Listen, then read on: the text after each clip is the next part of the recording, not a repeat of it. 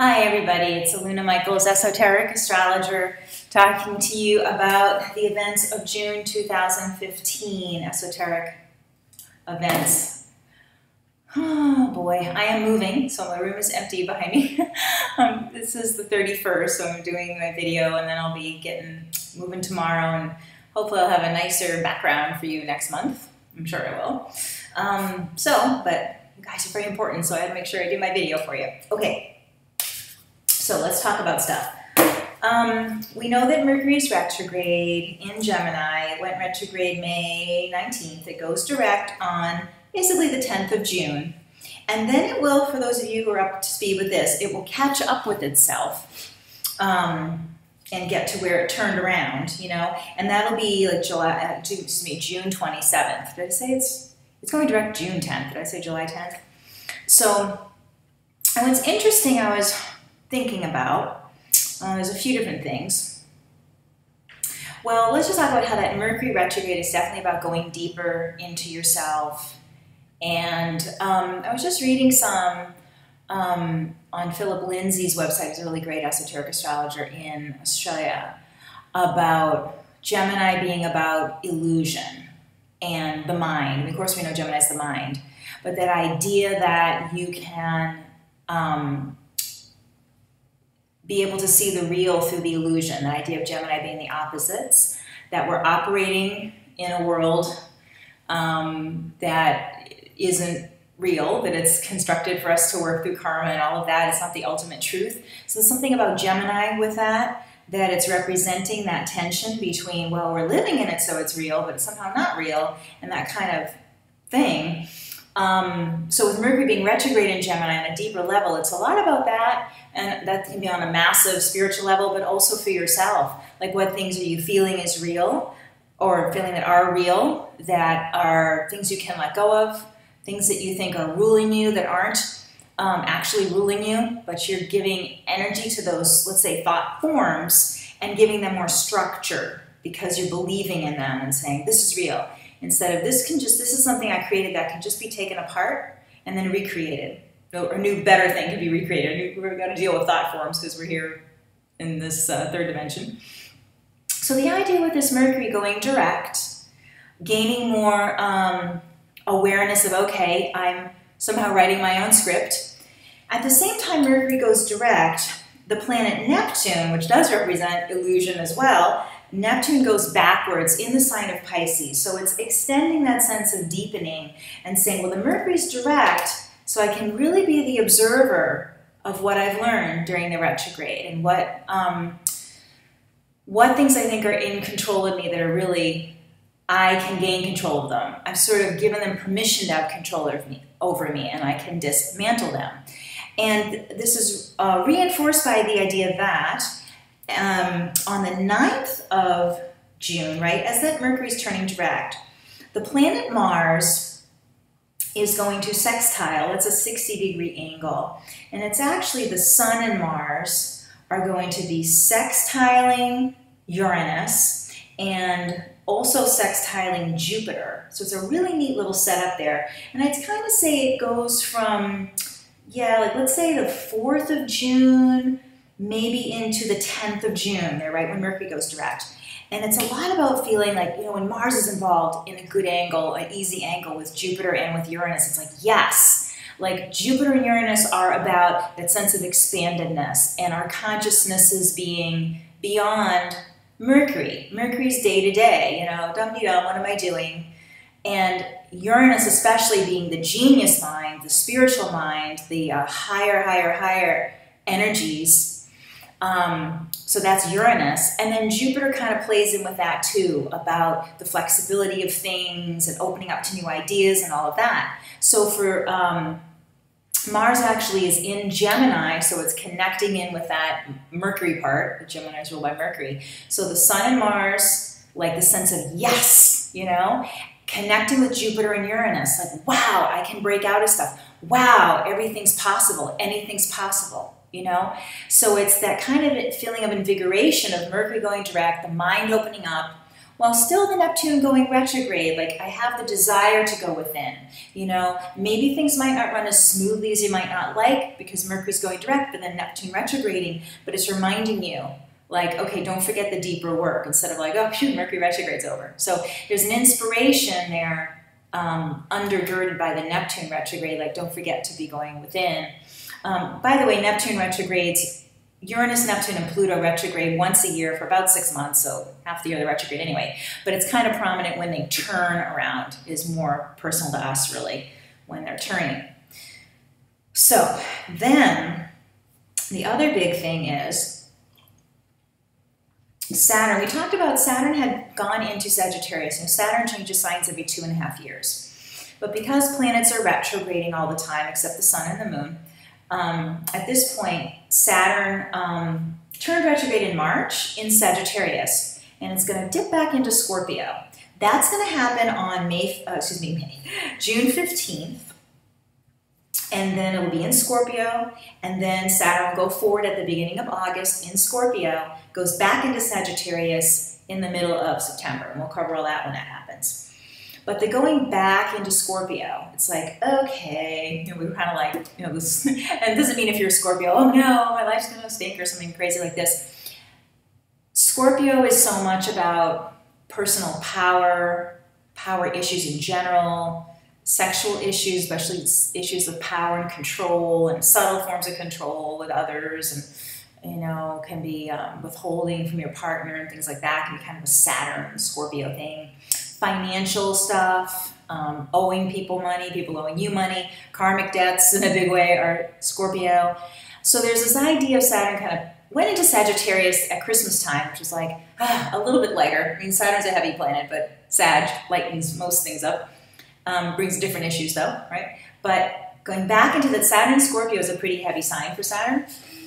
So the going back into Scorpio is like, all right, what was I working on the past 2 years or so? You know, basically in 2013 and 14. Then at Christmas of 2014, we got that little, whew, went into Sag, but back into Scorpio. Okay, looking at the budget, looking at sexual issues, again, issues of power and control, the will, you know, Scorpio, ruled by Pluto, is so much about the will, how we use the will, and how we can triumph over things. Ultimately, Scorpio is really about, you know, the darkest parts of ourselves we can triumph over. So the fact that we're having all this Gemini piercing into the unknown and like grabbing almost like fruit, you could grab these ideas because of the connection there with the Sun and Mars going with Jupiter and Uranus, and then the Saturn going back into Scorpio. Okay, like let me look at myself and really get these issues taken care of, because there's that, again, that kind of idea of the keys to your own handcuffs, that Saturn and Scorpio, just for those few months, like let's get this taken care of. It's especially intense as it's retrograding back in, so I'd say from mid-June to early August, it's especially strong, but there can be a lot of revelations, you know. It's also just kind of a basic thing, but letting go of stuff. And here I am moving, and it's like, you know, you give a lot of stuff away, or that kind of thing. A lot of stuff went out to the curb, you know. But it's like, what kind of ideas am I holding on to? How are they limiting me? How do I spend my money? How does that, maybe people owe you money, maybe forgiving the debts or getting them on a payment plan or something. But this idea of, sorry, I changed topics there, about physically letting go of stuff when you have Scorpio is really helpful when you have planets going into Scorpio like that for that short period of time, and say by the token that you're getting rid of stuff, there's energy attached to that stuff, or just frees up energy in your mind as you're physically letting go of things, which let new energy come into your spiritual realm. So that can be a good thing to go looking and purging through stuff. And yeah, but especially, you know, looking at, again, these belief systems. And it's like, what do you think is the way it is? And that's how it's going to be. I'm this way with this person. That's how it is. Or my body is this way. Or my whatever seems like immovable. To challenge those things, or see, how do I get around there? How does it change? How can it shift? Okay, another cool thing about June is we got, oopsies, my computer went dark, and it happens what you see when it goes dark. But Venus is going into Leo on the 5th, so it's basically the whole month we've got Venus in Leo, which is just a warmth, a sense of warmth, people generally being kind to each other, and just personally it's kind of cutting yourself some slack and saying, you know, I deserve the best. And if you take Leo as that sense of royalty, you are the queen or king of your own dominion here in your brain. And it's like, how do I become more, how do I express more of that sovereignty? Beyond all this sort of subconscious stuff you're getting run by and all these programs you want to be dismantling, you know? So it's that idea like you love yourself enough to look at it and to make it really happen, you know? And there's a part of Leo that's like, ugh, that old thing, get it out of here. You know, so it could be the thought form, or like, again, the stuff in your house that then leads to this idea of thought forms, just like, bleh, you know? I don't deserve that in here, get it out. And so there can be kind of this snootiness, a spiritual snootiness that can be used to your advantage when Venus is in Leo. Like, because if you really cared for someone and lived in a house and you were going through their things and you saw broken crap, you'd say like, you know, my friend's not going to have that in her house. You take it out. You know, this is terrible stuff. You're taking it away. And you kind of do that. You're your own best friend with Venus and Leo. And I don't deserve to, my best friend doesn't deserve to have those thoughts cluttering his or her mind, and they're going out, you know, so that can blend with the Saturn and Scorpio about trash, you know, no matter what it seems like, it can be moved out, and it can be trash. If it's trash, it can be moved out, you know, or it can be reconstructed, repurposed, whatever, you want to do that. Later the month, we have Mars moving into the sign of Cancer. That's at the end when, of course, Sun goes into Cancer the 22nd and Mars goes into Cancer the 25th. And and then I also wanted to connect something else. I'll do that later and confuse you. So the idea of those planets moving into Cancer can be like, you know, the Gemini is very active and all this stuff about getting moved out. So by the end of the month, there's more of a sense of relaxing in your new environment, you know, and I'll just leave it at that. But the other piece to connect with was Mercury, of course, going forward, right? It goes direct.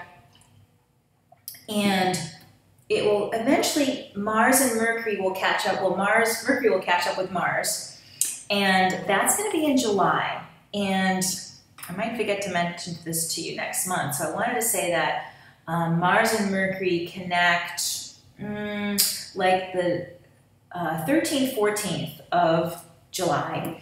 And there can also be that sense of that triumphing over things again, which is kind of, if you start some projects now, there can be a conclusion to that, or coming together, or a re-inspiration to continue that. So just in case I forget to mention that part to you, or I might connect it to something else next month. But, so, yay. I think I've talked long enough. Let me see if there's anything else to mention to you. And yeah, you know, another piece that's maybe a little bit minor, but the very end of the month we have Venus connecting to Jupiter, and I may mention that next month because it'll kind of be in there. And also Venus connecting with Uranus. It's just that sense of, especially with the Saturn going back into Scorpio, like that you can sense with people that you really love these people you're with in your life, and you can see that everybody's working on their souls, everybody's working on their spiritual assignments, even if they're not conscious of them.